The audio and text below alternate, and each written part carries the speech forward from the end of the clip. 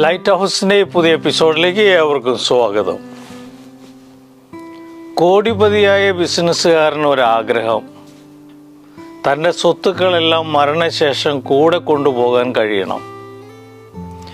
അതിനുള്ള മാർഗം കണ്ടെത്തുന്നവർക്ക് വമ്പൻ പ്രതിഫലവും പ്രഖ്യാപിച്ചു. ദിവസങ്ങൾക്ക് ശേഷം ഒരു അപരിചിതൻ അദ്ദേഹത്തിൻ്റെ അടുത്തെത്തി പറഞ്ഞു, താങ്കളുടെ പ്രശ്നത്തിന് എൻ്റെ കയ്യിൽ പരിഹാരമുണ്ട്. അപരിചിതൻ ചോദിച്ചു, താങ്കൾ വിദേശയാത്ര നടത്തിയിട്ടില്ലേ? ധാരാളം എന്ന മറുപടി പറഞ്ഞു. അമേരിക്കയിലേക്ക് പോകുമ്പോൾ പണം എന്തു ചെയ്യും? ഞാൻ ഡോളറാക്കി മാറ്റും.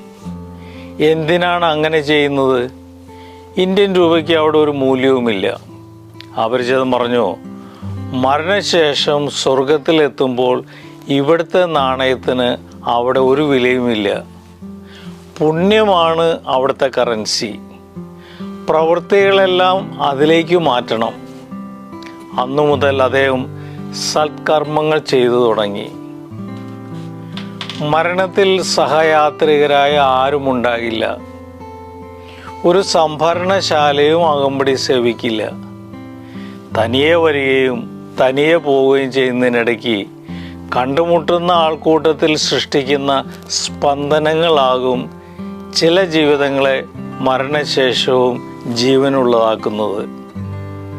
നഷ്ടമാകുമെന്നറിഞ്ഞിട്ടും എല്ലാം വാരിക്കൂട്ടാൻ കാണിക്കുന്ന വ്യഗ്രത വിവേകം നഷ്ടപ്പെട്ടവരുടെ നിസ്സഹായതയാണ്.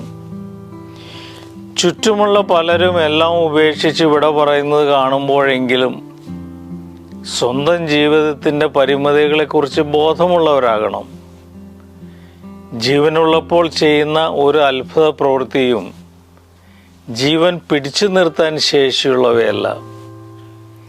എന്നാൽ ഹൃദയങ്ങളെ തൊട്ട ചെറു സുഹൃതങ്ങൾ പോലും ജീവിതത്തിന് ശേഷവും പ്രസക്തമാകും. പണം വിനിമയോപാധിയല്ലാത്തിടത്ത് എന്തിനാണ് കോടികളുടെ കൂമ്പാരം?